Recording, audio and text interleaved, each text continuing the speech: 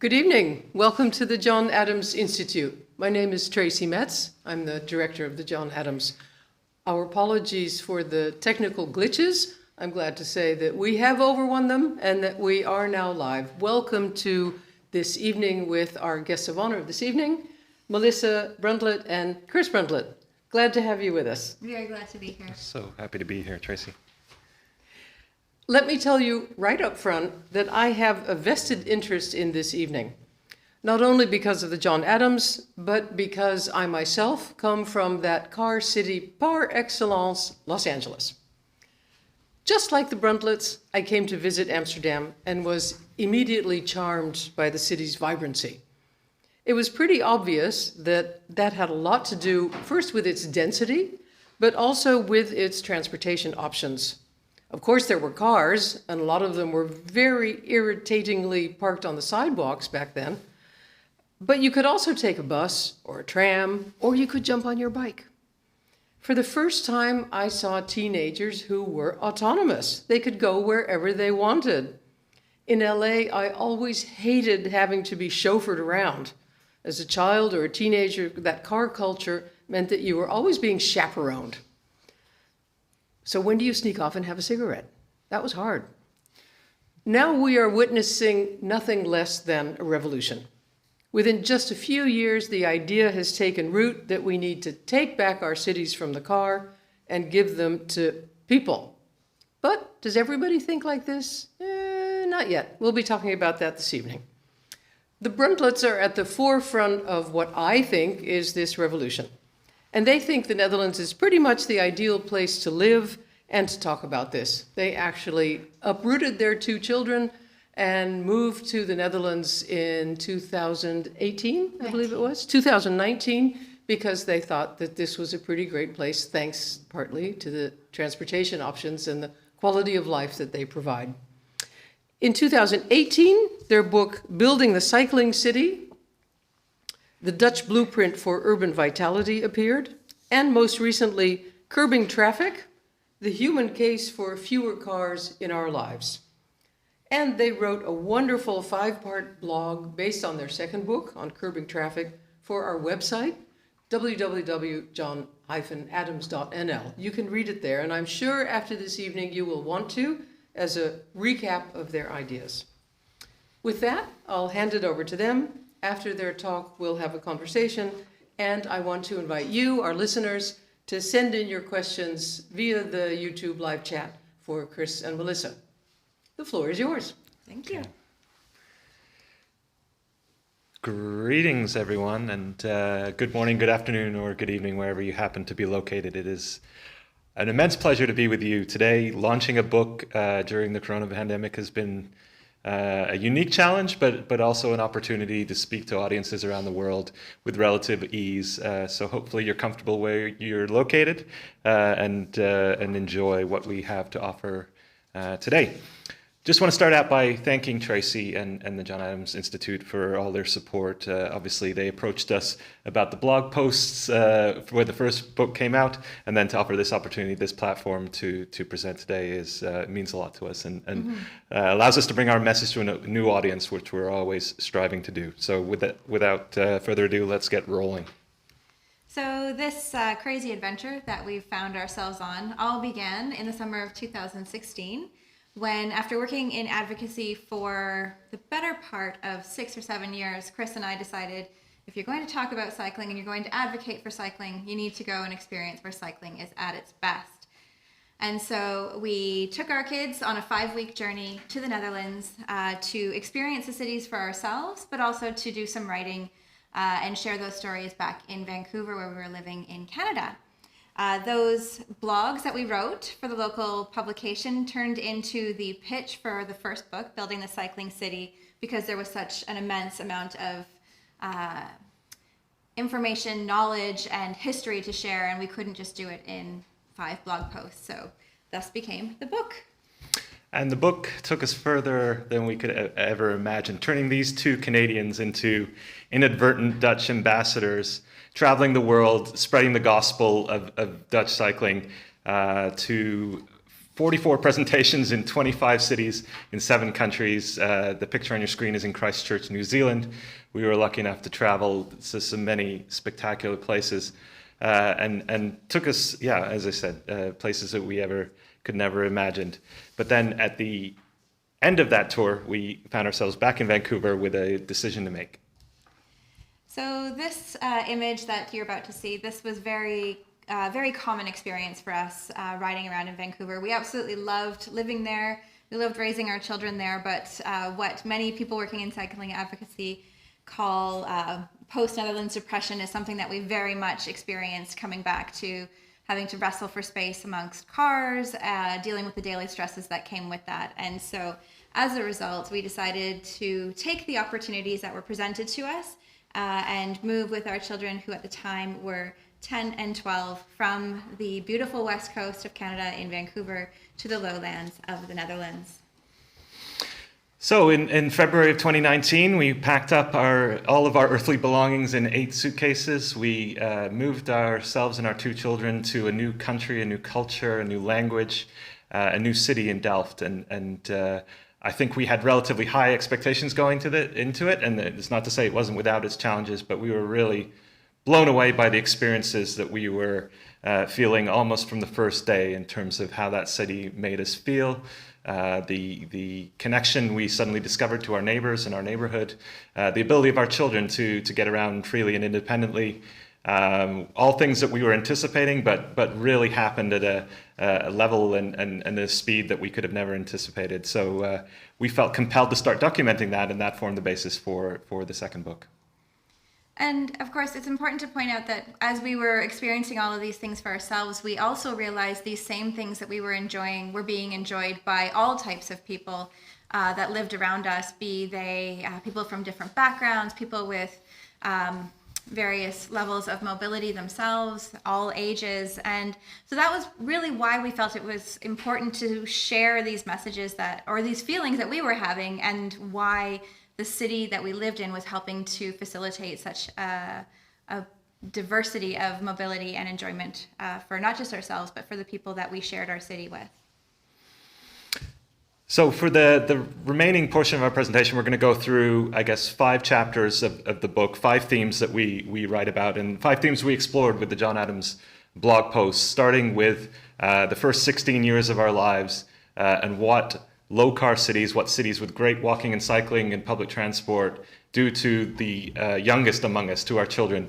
The ability to roam their city without fear of injury or death, without their parents having to supervise and shuttle them everywhere, really is transformational for these children. And unfortunately, elsewhere in the world, we've been raising what Dr. Leah Karsten has framed the backseat generation. That is, children that seldom get to roam outside the eye of their parents and experience their entire world from the backseat of a car, and the ability to get out from under mom and dad's wing, the ability to take risks, learn more about their city, to be with their friends, really is important, incredibly important, as children develop into young adults and learning skills that will set them up for the rest of their lives. At the same time, through this experience, through my experience, we realized how the built environment around us was really allowing for a much more feminist or gender equal experience or equitable experience of the city.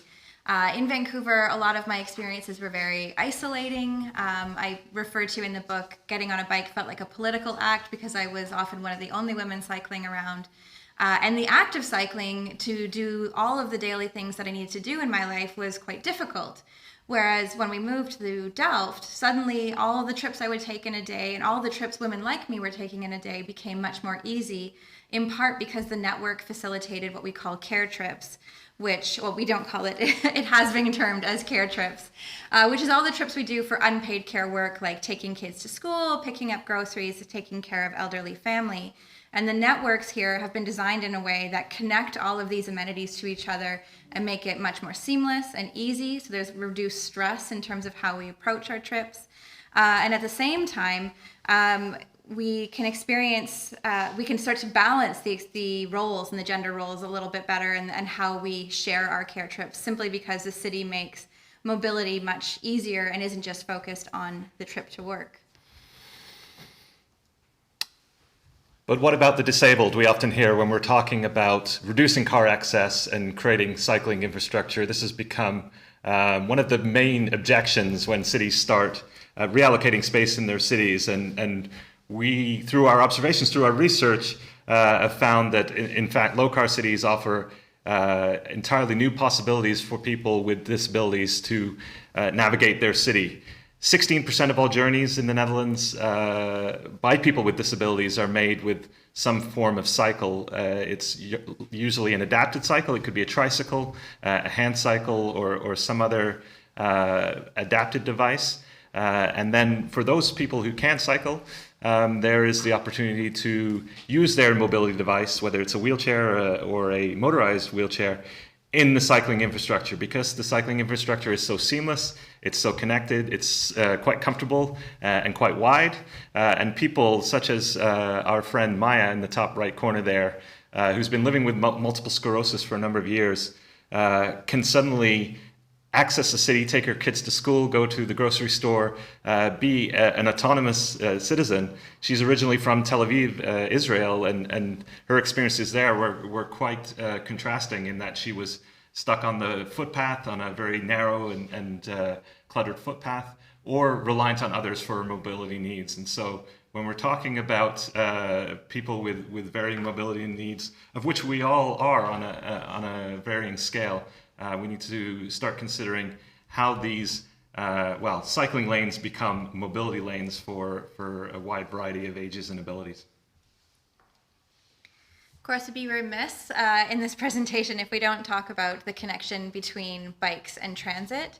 But we definitely, through our research and through our own personal experiences, realized the breadth of what that means for people. It's not just about bike trains. It's also about how cycling can connect you to buses and connect you to trams and any other way that people can use public transport to get around. And beyond just the convenience of that and having a relatively sustainable journey, it actually is allowing people greater opportunities to participate in society and achieve their full economic potential, because it helps to reduce the demand for them to have a car, whether it be access or ownership. So it reduces that financial pressure that comes with owning a car. The latest stats that I have looked up is to own a car, at least here in Europe, annually costs about, or in the Netherlands, costs about 8,220 euros per year, which works out to about 23% of the median income. And I think the stats in the US are very, very similar. And so when you think about the average income, 23% is a big chunk when you're thinking about all the other costs like housing, food, childcare, and what have you. But then when you look at our lower income populations, that percentage increases dramatically just to be able to access the employment to allow them to feed their families or take care of themselves, have a roof over their heads. So when we look at how we integrate sustainable transport options like walking, cycling, and public transport into a seamless system, it really creates much more opportunity for prosperity for a greater number of people. And we end our presentation today where we all end up eventually. That is, in our twilight years, not necessarily being able to own and operate a car. The American Automobile Association estimates that the average person outlives their ability to drive safely by about 10 years, which means for that 10-year period, they're suddenly reliant on others for their mobility needs, whether it's adult children, a public transport system that's not necessarily frequent or reliable, or they're homebound or institutionalized. And if we are going to build cities that are have social connection, have that social network that will support people and allow them to age in the neighborhoods that they grew up, then we have to give them other mobility options other than the private motor vehicle to allow them to participate in society and to access everything from groceries to health clubs and community centers, and not the least of which is all their friends and family. So that's, as we talk about this silver tsunami, we've often heard it called of baby boomers that are aging, the imperative to build age-friendly cities couldn't be clearer. And that brings us to the end of this mini presentation. We've talked about the books. You can see them on the screen there, and I'm sure we'll have lots of interesting conversations from here. I'm sure we will, and I hope that also our listeners will send us your questions. I wanted to start with a personal question. You took your kids, Cordelie and Etienne, if I'm not mistaken, took them out of school, out of their country, out of the place where they'd been born and grown up, to this new place. How have they adapted? How are they doing?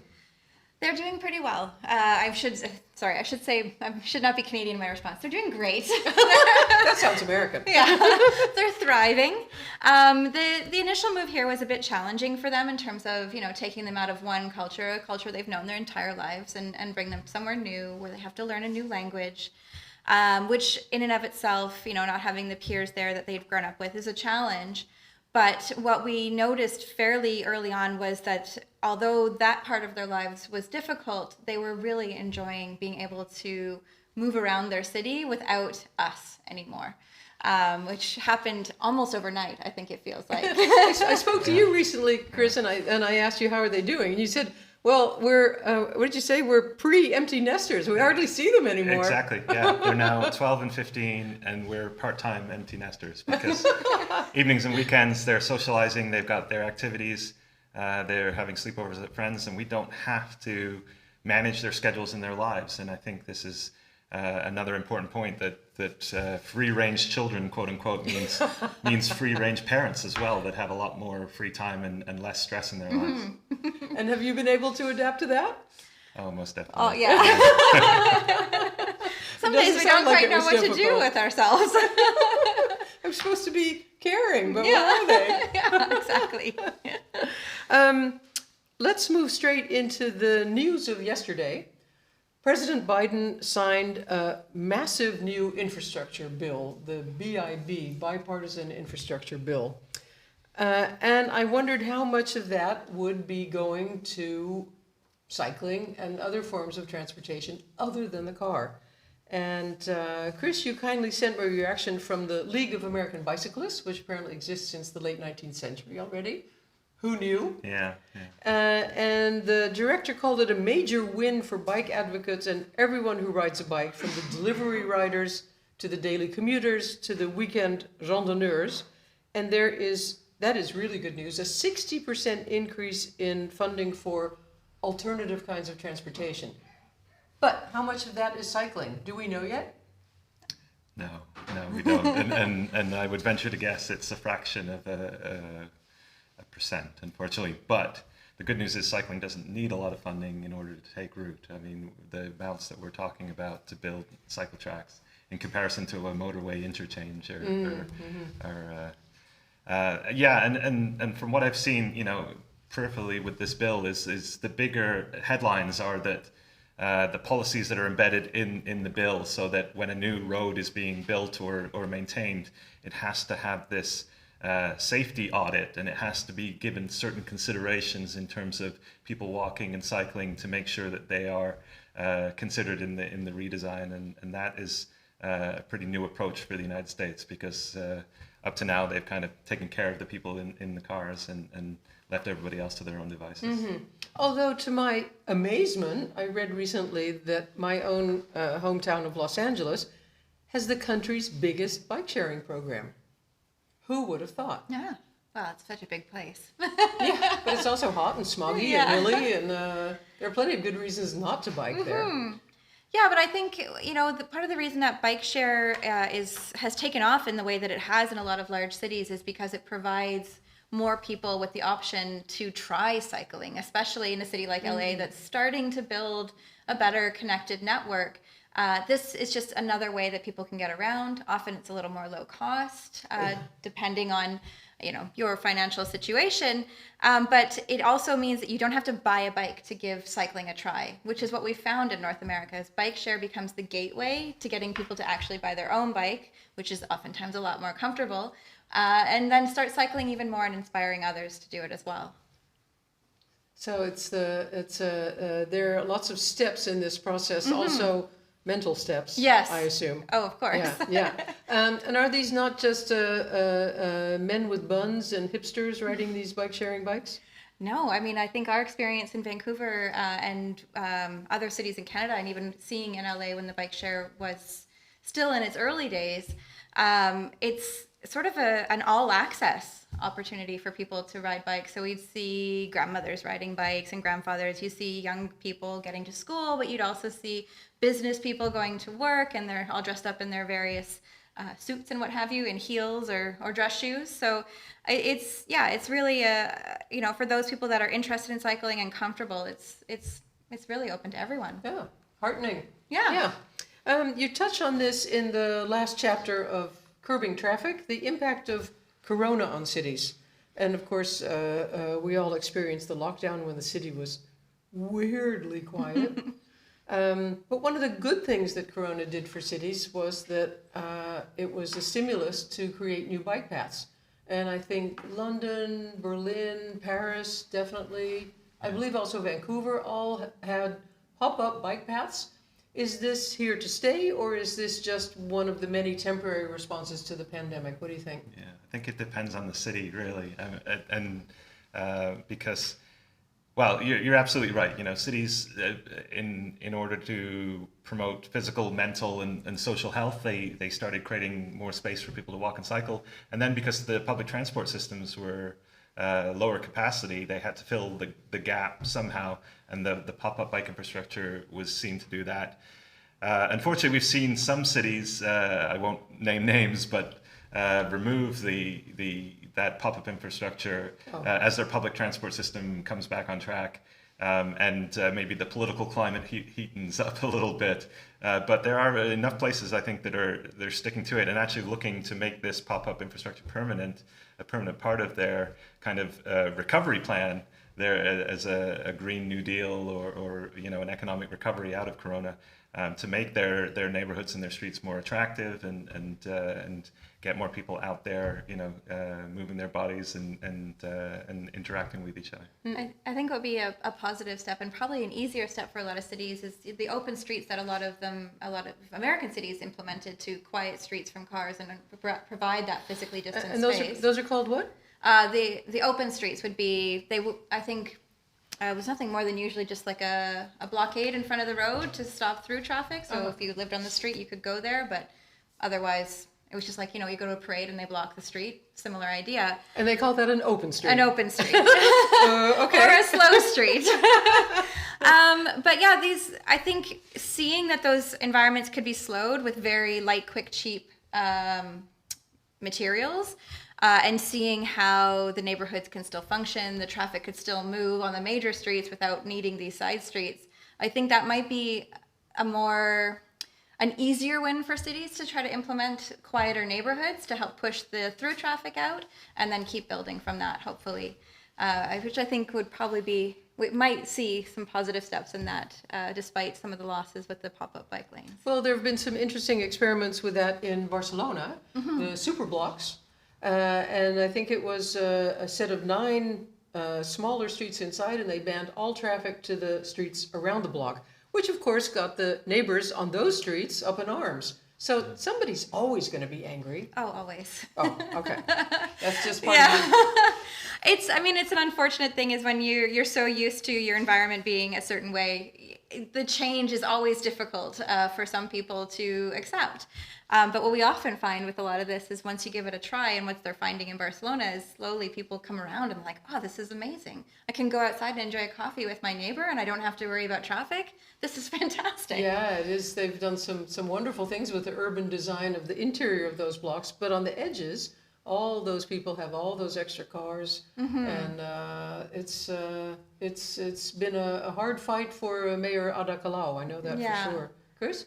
Well, this is something that a lot of Dutch cities do is create these traffic circulation plans. So they create a hierarchy of streets, and local access streets, which are your neighborhood streets, aren't for through traffic. They're for the local neighbors to access their house, and then for children to play in and people to get outside, and that space is not the sole property of speeding cars going through the neighborhood. And so it takes a complete change in mindset from cities elsewhere, because the assumption is that space from the curb outward on every street in the city is for the sole use of the automobile, We're seeing, Barcelona, London is creating low traffic neighborhoods in a similar manner. But it's not without pushback because ultimately that traffic, as you said, some of it has to go somewhere, but if the Dutch experience tells us anything, is that some of that traffic evaporates completely. People no longer take those short car journeys within their neighborhoods, and then that becomes a win-win for everybody living in the city. They call it here sometimes the waterbed effect. Right. You push in the middle and it Yeah. jumps up on the sides. Exactly. Yeah. I wanted to ask you, and I want to do one more question then and go to our audience. Melissa, you work with Mobicon, which is a bicontinental mobility consultancy that promotes Dutch transport policy and design principles in many, many countries, Europe and North America. And Chris, you're the communications manager for the Dutch Cycling Embassy. Yeah. Isn't it funny that you as Canadians, and I guess also myself as an American, are out here promoting Dutch transportation policies, exporting the low car city, as you call it. Why don't the Dutch do that themselves? It's an That should be excellent your job question. to a Dutch person. Well, we're glad they didn't. No, I mean, so am I, actually. But why? Well, I think it's one of those things, you at the term is when you're a fish living in a fishbowl, you don't necessarily know what it's like until you're outside of that fishbowl. And then you die. And then in that case, you die, unfortunately. But I think, when you grow up surrounded by this life that many Dutch people have enjoyed since childhood, they don't necessarily see all the benefits, or they don't necessarily understand why it wouldn't be that way everywhere. And so sometimes it takes a couple of Canadians and an American to come along and shine some light on it. And so that's part of what we try to do, is take all this knowledge that's here and all this experience that a lot of people have been working on in the Netherlands and take that elsewhere and help shine a light for our Dutch colleagues as well, that, what you know and what you've been doing, other people need to know, and that's how we try to export it. Yeah, so I have this funny story. I was leading a tour group with the Dutch Cycling Embassy, a study tour of Utrecht, and we were out on our bicycles cycling around Utrecht, looking at the amazing parking garages and cycle tracks, and a Dutch gentleman was standing outside of his office building smoking a cigarette, and he struck up a conversation with one of the Sydney residents and asked them what they were doing, and they explained, well, we're here to see the cycling infrastructure. And you could see in his brain, he just could not process. What? It's like, What? don't you have bike lanes in Australia? Isn't it this way everywhere? And she stood there for 10 minutes and explained to him, these conditions that you enjoy in Utrecht are not prevalent anywhere else in the world, and you really have to get outside that bubble and see how different the rest of the world is. And I think, unfortunately, a lot of Dutch people completely take for granted what they enjoy here. Yeah. And complain about the fact that there's not enough parking space at the stations. Yeah. And there's so many bikes on the bike paths that they're too crowded, and we're getting new kinds of accidents. Yeah, well, it's often funny. Chris and I will hear those stories, and we think to ourselves, "Oh, Dutch problems," because they're obviously issues, and they're challenges that need to be addressed and faced. Because as more people cycle, you need to create more space, and then you need to adjust accordingly. But oftentimes, when we're talking to international audiences, we have to say, "Okay, just leave that bit at home for now," because we need to understand the context, the image that we showed of that intersection that we crossed almost every day. That's the context that people are coming from, and that's what we're trying to help. And so you need to come with, your positivity and tell them, there are ways that we can figure out how to translate this for you, and we're here to help. Are there a lot of professional visitors to the Netherlands looking into Dutch biking policy and infrastructure? Yeah, that's one big thing of what we do at the Dutch Cycling Embassy, and obviously Corona's changed things significally, but in normal times we're hosting 2 or 3 groups from per week. Per week that come to the Netherlands from France, Germany, Lithuania, Australia, America, Canada, you name it, and we're able to put together very specific, detailed study tours with Dutch experts and show them Dutch cities that are somewhat relevant to the context they're coming from, teach them all the skills and fill them with inspiration to take back to and start translating these ideas to their home city. But I'll come to our audience in a moment, because I just can't stop. This is too interesting. One thing I wanted to put to you, one thing that even you will never be able to export is the fact that Dutch drivers are all also cyclists.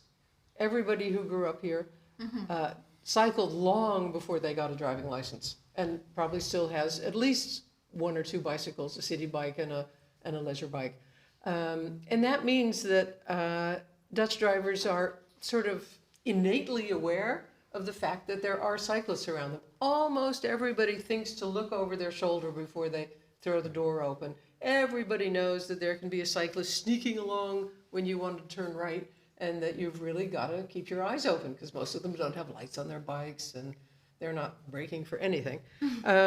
So how do you, you can't export that experience. How do you, is this something you address in the tours that you give?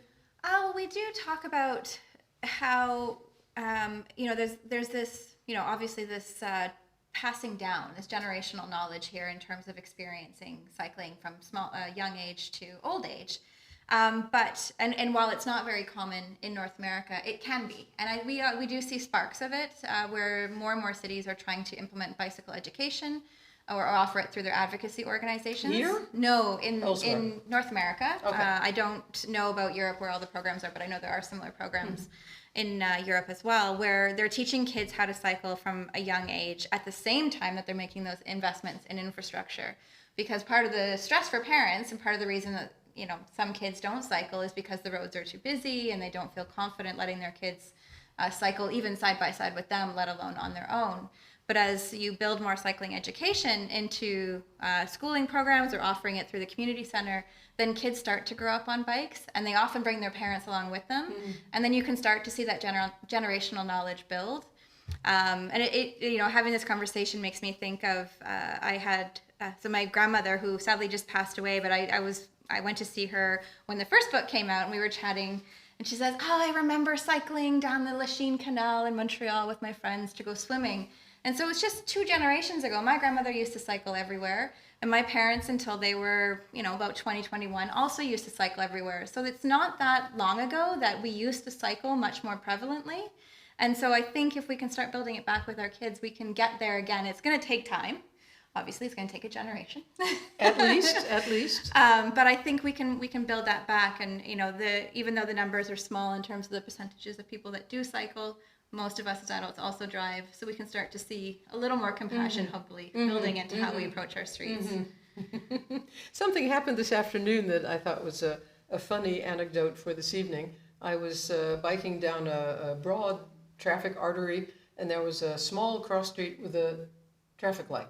Nobody generally stops there, but I saw there was somebody standing there waiting to cross. And I thought, well, just in case, I'll stop. And somebody else stopped, and somebody else stopped. There were 3 Amsterdam cyclists standing at a red light when there was no cross traffic. And I looked at the other 2 and I said, isn't this hilarious? 3 Amsterdam cyclists stopped at a red light. Remember this, it's special. And this brings me to the question of Mr. or Mrs. Hulsebos, which was, excuse me, we have a lot of questions to deal with. Yes, here it is. What is your opinion of the way Dutch cyclists behave in traffic? And I think I knew what the background of the question is. Why don't you tackle this one? That's a good question. I think the cyclists have always been a challenge insofar as they're expected to behave like cars, but they aren't cars. And we've put this car-based traffic system on our cities, which have traffic lights and stop signs and all the elements that make driving around in these 2-ton vehicles safe and predictable. And when you're on a bicycle, you're basically just a slightly faster pedestrian. And to a lot of people, it feels chaotic because they're not subject to the same laws, the same controls as other people. They rely more on gestures, hand gestures, signals, eye contact, body language, and navigate in much closer distances with pedestrians, shall we say? And I think again, it perhaps feels chaotic, but as we often stress, the more cyclists you have in your city, the safer it is, and the fewer cars you have, the more pleasant it is for everybody. You're always going to have badly behaving road users, but I would rather have somebody on a little bicycle behaving badly than in a car where they're a threat to themselves and everyone around them. That's a very good point. And as you said, the body language, I think that's so interesting watching traffic here. You just see a cyclist in front of you sort of briefly glance over their shoulder, and you know that in 2 seconds they're just going to veer right in front of you. So reading that body language is something that also people need to learn when cycling becomes common around them. It's one of because I think Amsterdam, a lot of people's unfortunate experience of the Netherlands is Amsterdam city centre, where it's filled with tourists and outsiders and newcomers, and not everybody knows the rules and the expectations. Rules? Well, the unwritten social rules when it comes to navigating the streets. And so they're often shocked at how cyclists dominate that environment, and I think maybe a little bit put off. But for the people that live here, it's largely, as I said, it's an unwritten social code that people understand and adhere to for the most part. We have a question from Christian, which I'm glad he shared this because it was also a question of mine, and you have addressed this in some of the interviews you've given, which are on your website. What is your view on the explosion of e-scooter sharing services? The kick scooters, Check and the Felix, and a win for car reduction or a cheap way for cities to not have to invest in biking infrastructure? That's a good point. Well, so do we mean the kick scooters, or do we mean the rentable mopeds? The shareable ones. The shareable ones. Yeah.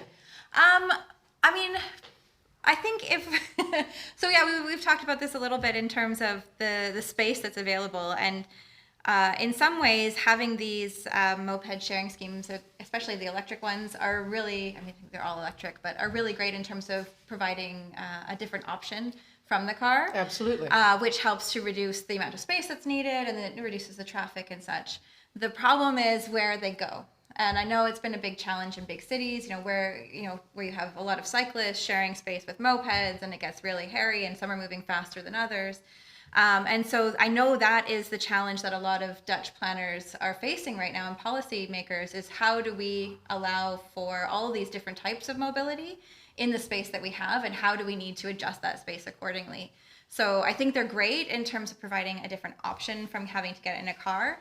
But then the challenge now is that we need to be thinking about where do we mix them, where do they belong, so that we make sure that everyone is safe and comfortable. Yeah. And there are more and more different kinds of options at different speeds. And actually they should all have their own bike path or scooter path, but of course that's impossible. Exactly. Chris? Yeah, and parking remains an incredible challenge. I was just going to mention that.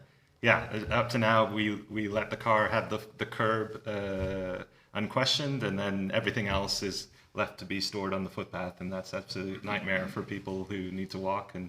And hopefully, that will challenge this idea that the curb space only belongs to the car by setting aside these corrals and geofenced parking areas to allow for all these shared modes of mobility to also be parked on the street where they. Yeah. If you look on Twitter, there are a lot of Twitter users frothing at the mouth using the hashtag Felix Challenge, because that's one of these e-scooter car sharing. They just dump them in the middle of the sidewalk or wherever.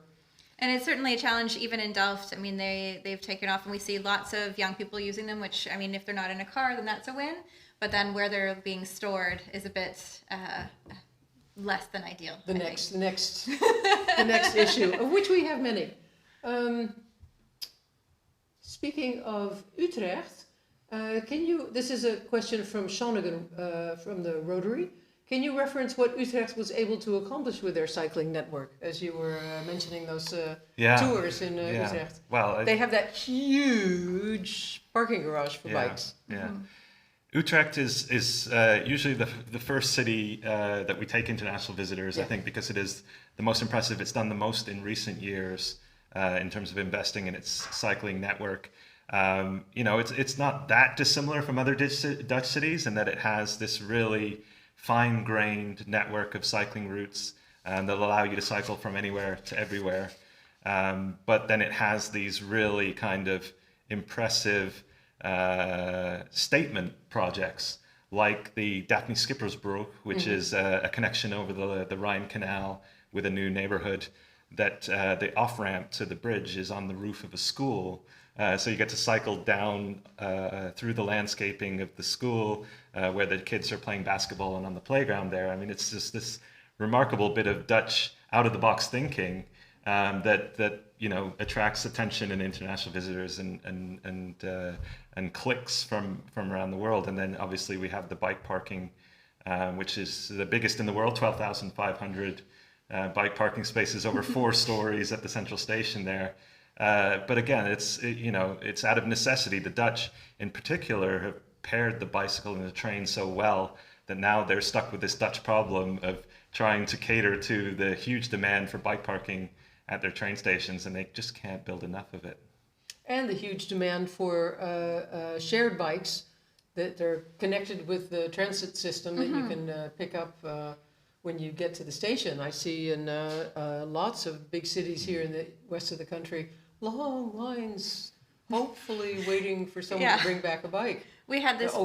Yeah, we had this issue the other day. We were going to visit friends in Rotterdam. We got off the train, and they're that much of a distance from the train station that we could have walked, but cycling was easier. And the whole time we're thinking, is there going to be a bike? Is there going to be a bike? Thankfully, there was. But yeah, it's one of the challenges that ProRail and NS have in terms of the OV feeds, because it's such a successful program, is keeping up with demand, and that also takes storage in the bike parking. And so, trying to find clever ways of making sure that they still provide that and still maintain that service, because as we all know, if something's not available too many times, then we just find another option. Hopefully that's not a car. It is so much more expensive. I want to go to a question by Kompe Dompe. Somehow I don't think that's his or her real name. Kompe Dompe says, which city outside of the Netherlands do you consider as a best practice in moving away from a car-dependent infrastructure towards a hybrid array of transportation means? And I had also noted that on your website you mentioned some interesting projects as an edgy branding tool. So I wonder if they really mean anything. In the Peace Bridge in Calgary, the Pink Light Path, I'm curious to hear what that is, in Auckland in New Zealand, or the Bicycle Skyway in Xiamen, China. So let's look a bit further afield and talk about best practices elsewhere. Yeah, well, or crappy branding practices. That's okay too. I think, one of the reasons that we ended up being the advocates that we were is living in a city that was making a lot of investment in cycling. And so living in Vancouver, we often reached a point where we were saying, okay, Vancouver has now reached the best practice of what you can do in North America, and they need to look beyond. They need to look to the Netherlands. So I think from a North American standpoint, Vancouver and also Montreal, from a Canadian standpoint, are two of the cities that we often point to as making a lot of headway for cycling and for walking in Canada. But I think one of the cities that's been making the most headway lately has been Paris, in terms of changing the landscape and understanding that there are different people now using the bikes, that are using the infrastructure there, and they needed to accommodate for that.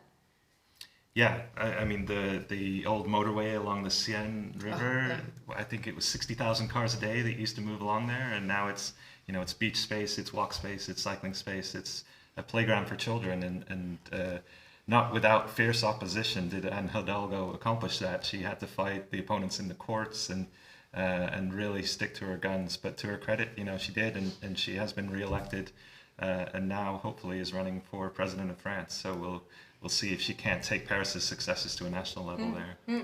And what is the Pink Light Path in Auckland? Yeah, so in terms of the three infrastructures that you mentioned, these are clever ways for cities to sort of start to put themselves on a map when they're beginning, or even if they're in the middle of putting in a cycling network. The Pink Light Path, we actually got the opportunity to cycle when we were there in 2018. In which city? In Auckland. Yeah. That wasn't stated. I thought I said Auckland. No. Anyway. Yeah. Anyway, so we visited there with our kids, and my parents happened to be on that trip with us as well, and we got to cycle along there. And it's this beautiful elevated pathway that's connecting one of their cycling networks to another, and gives this wonderful route with beautiful skyline view of Auckland. And it's all painted pink pink. about it? Oh, it's painted all pink. So if you Google Pink Light Path Auckland, you will find a very pink bike path. But it's very... Is that the color of their bike paths? Like here they're red and in Denmark they're blue? No, they're mostly green. But for whatever reason, they wanted it to stand out. And it does. I think the intention with this and with a lot of these kind of statement projects are cycling gets so much bad press. You know, whenever you propose spending money on cycling, you're going to get negativity. And they just really wanted to change the story in their city, create a good news project, something that people were going to, tourists would flock to and people would have a sense of pride of. And I think it's a good example of that. Same with the Peace Bridge in Calgary. I mean, it was fiercely opposed because the simple fact that it was something beautiful that was created by an architect and wasn't a concrete monstrosity, but it's quickly become the most visited, the most photographed icon of the city of Calgary. People get their wedding photos taken there all the time on the Peace Bridge. So Really? yeah, it's very common.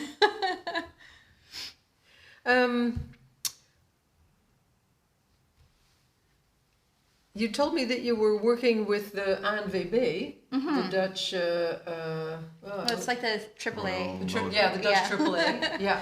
Yeah. On what exactly? So it's what I was mentioning earlier, this idea of space and how we share space based on the types of vehicles we're moving in. And so it's something that Mobicon's been working on for several years and with the ANWB and with other partners to develop what in the Netherlands is known as verkeer in de stad, where traffic in the city is the very literal translation. And what it does is it looks at the mass and speed at which various vehicles move, and then how well those can mix in space and still be safe. So mass means like a scooter or... Cargo bike, all the way bike. up to cars, trucks, and so on. The whole scale. The whole scale, okay. from pedestrian to trains. Mm-hmm. And where can they mix and where can they absolutely not? And what they found in that is when you're moving at a certain speed, for example, if you're a car moving around 15 kilometers an hour, you can react better to other more vulnerable road users, so people on bicycle or people on foot, and it makes the space a little bit more comfortable for sharing. But once those cars go over that speed, then we need to look at, okay, now we need to create separate space. Same with bicycles and pedestrians. If it's a commuter route and bicycles are moving quite quickly, then we need to think about separating pedestrians and cyclists as well. And so it looks at everything in terms of like vehicle families, essentially, in terms of how fast they move and how much damage they can do in a collision, and then deciding how the space is allocated from there. But is this how the space is allocated? Because we don't have that much space here, certainly not in the historic cities. Or is it about priorities? It's a bit about priorities and a bit about allocation. So you think the standard city center, you'll probably see pedestrians mixing a little bit with bicycles, and some areas you'll see cars, maybe taxis or delivery vehicles, moving quite slowly through that space. Mm-hmm. You move out of the city center onto what you would consider maybe more arterial roads, and you'll notice automatically, because cars are moving faster, now bicycles have their own separated cycle lane, and pedestrians are separated from them as well, because everyone's moving faster. And so the danger, if there's a collision or a conflict, increases exponentially the faster we go. Mm-hmm. And so it's just taking a look at what is the use of that space, how do we want them to behave in that space, and then designing accordingly, even if it's a small amount of space. If it's too small for cars to be in there, then we just say, they don't belong there, let's put them somewhere else.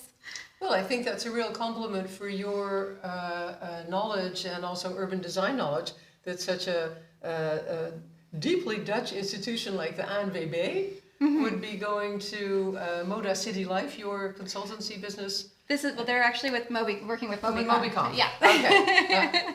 But yeah, no, it's something that my Dutch colleagues have been working on for a really long time, and it's excellent to be able to export this knowledge and be able to help other cities. Okay. Well, before I continue with my own questions, let's see what some of our visitors have to say. Oh, that's interesting. Here we have Mr. or Mrs. Hulsebos again. In driving lessons, I was taught to open the left door with my right hand so as to have to look over my shoulder. Had you ever heard that? Yeah. It's I think it's being this idea is being touted around the world as the Dutch reach. We've heard it referred as in terms of checking over your shoulder before you open the door into oncoming traffic. And it's certainly, I think, an important piece of the puzzle, but we can't rely solely on good behavior and good smart practices by the driver, and we would suggest that perhaps the cycle lane shouldn't be in the door zone to begin with. But that's the unfortunate reality in a lot of cities, especially in the US and Canada, is we've put paint down in the driver's side door zone, and those conflicts do occur when the driver will just throw the door open and throw the cyclist into oncoming traffic, and it often results in a really deadly incident. So if we can spread this practice amongst drivers, teach drivers to use it, then there may be potentially a lot of lives saved there. Oh, this is a fun one. Shawnigan again. What can you recommend for cycling rain gear? And what about the helmet mandates? Okay, I'll tackle the gear. You can do the helmets, Chris. I mean, there's the adage that the only bad... I don't know the whole adage, but basically, essentially, we're not made of sugar, is what I the often, Dutch always say. Yeah. So, I mean, good Dutch gear, if you have a nice raincoat, if you want to throw on some rain pants and some gum boots, if that's what you have, then so be it. I cycle, as you see me, probably with just a raincoat on. I actually did use an umbrella on the way here to try to save a little bit of the curl on the way. But yeah, I mean, whatever you're comfortable in, whatever you feel is the best for you to arrive at wherever you're going, whatever your destination in, then choose that. I mean, I think a lot of people, especially in North America, spend a lot of money on specific gear Fancy for cycling. Gear. Yeah. And oftentimes it overcomplicates it. It makes it a barrier for other people. And yeah, if you're moving slightly faster than walking, then whatever you would wear for walking is probably good for biking too, in my opinion anyway. Yeah. My experience is that it's smart to buy a raincoat that is designed for biking because all the other ones are too short. Yeah. And they move up your legs and your legs end up soaked. And I do have a nice cape that I use when it's really coming down, and then it attaches to my handlebars so my legs stay nice and dry. Oh. Just throw it on and go. And it's nice. The one I have, it's a clever hood, and it just packs into a nice little package, and I can put it in my pannier and take it out when I need it. Perhaps the best weather accessory we have is the Bowen Radar app to check when the shower is going to end, so we can time our journey around that. yeah. Helmets. Do we want to talk about helmets? Well, talk about why the Dutch don't wear helmets. Yeah, it's interesting. And actually, so the Netherlands football team who's playing Norway as we speak, there was a headline in the Norwegian papers today admonishing the Dutch team for cycling to practice with no helmets on. They were questioning why they wouldn't wear bicycle helmets while cycling to training, which is to a Dutch person is like, well, why would you wear a helmet when you're walking or driving or using a ladder? Cycling to them is so safe and so normal that they wouldn't even think to put on a helmet. We always point to the statistics and the fact that the Netherlands is the lowest rate of helmet usage in the world, but is the safest place, has the lowest rate of serious injuries and fatalities per kilometer cycled, that helmets aren't even part of the conversation to make cycling safer. We need to focus on infrastructure, we need to focus on speed, and build up that culture of cycling and the numbers of people cycling in the city.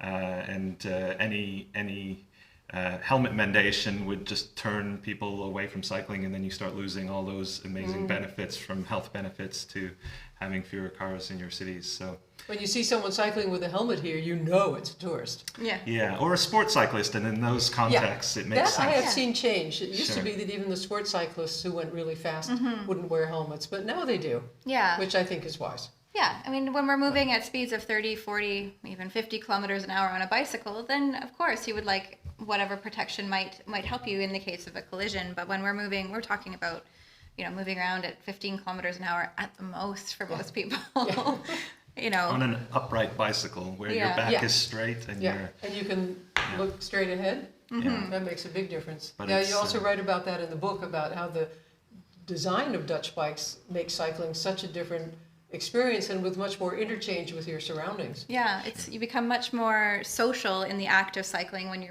or act of moving around your city when you're cycling, and you're also forced to trust everyone around you, and so you have to trust that the behavior of the person that you're interacting with, when they do that side glance, you have to trust that they're going to make that turn, and so it's all a part of a bit of a social contract we have when we're moving around, and the bikes definitely help to encourage that. Yeah, yeah. I'd like to come back to something you mentioned in the beginning, Melissa, in your intro about the connection between the feminist city and cycling. Your blog for the John Adams was a real eye-opener for me because I had never stopped to think. What I have stopped to think, though, is that you still see relevantly few women with an immigrant background on bicycles. There is still apparently some hesitation about whether that's appropriate for women or, but for many women, was it Susan B. Anthony you said? Yeah. She said something about the bicycle cycling. will be the tool of emancipation for women. Hey, it is a tool. I mean, I think what I would argue is say it depends on what part of the city you're in. So when we leave our relatively white neighborhood in Delft, even though it's a small city, and travel into the neighborhood where there are much more people of different backgrounds, much more migrant women living, we often see most of them cycling around, especially with their children or doing groceries. And so I think it's often, I think Netherlands gets a bad rap because it is quite at first glance, white country. And so they think, well, cycling is predominantly done by Caucasians here. Whereas when we stop and we actually observe people and we go outside of our bubbles a little bit, we start to see varying backgrounds of people, varying ages of people. So it might be that it might not be as prevalent as the majority of the population that looks a little more like you and I, that cycle more often, but I think the numbers are growing, and I know there are a lot of great organizations in Amsterdam and other parts of the world or other parts of the country that have specifically set up to help educate women or families coming from immigrant backgrounds on cycling to make integration a little more comfortable so they can get more used to moving around the Netherlands the way everyone else does. And I do see it growing more and more, and I see more balance coming in terms of what I'm seeing on the streets. So, yeah. Before I go to my last question, let's see what our audience has added in the meantime.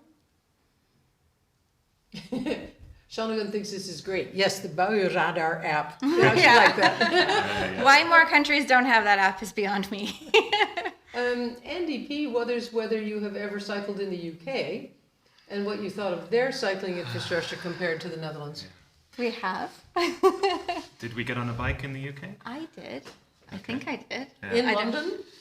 I wouldn't dare. I might not have in London. I remember specifically tweeting photographs. We were in Stratford-upon-Avon visiting family, and the bike lane was about 30 centimeters wide, and there were double-decker buses and these heavy goods vehicles rolling by there, and yeah, there's no way we would subject ourselves or our children to that. So we made the decision in that context not to get on a bicycle. Maybe I can't remember if I did in London, but I mean, I know that more and more UK cities are looking at building separated infrastructure. We visited Leicester on one of our previous visits, and they've been putting a lot of investment in some of their infrastructure there. London, of course, has their cycling superhighways, on which people move very fast. I have witnessed that. And so it's which growing. The Dutch are just starting to build these superhighways. Yeah, exactly. And so I think it's growing. I think there's some very positive steps in terms of the leadership in London to move things forward. But they still drive on the wrong side of the street. Well, they cycle on the wrong side of the street too. Oh, well, in that case. I wanted to mention something that I looked this up especially for this evening, and I must say I was surprised at the outcome. The Dutch are still very attached to their cars. They are. As of this year, there were 8.8 million cars here, private cars. That's 1.3% more than last year. And compared to 10 years ago, it's 14% more. So I said at the beginning, oh, we're on the cusp of a revolution. And then I thought, oh, if I look at these numbers, are we really? Yeah. But then again, there are 22.8 million bicycles. Right. So, no,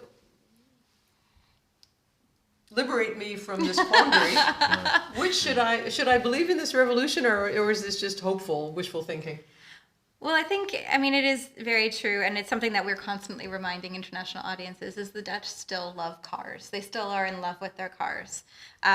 What the infrastructure has allowed is that they have the choice between using their car or using a bike.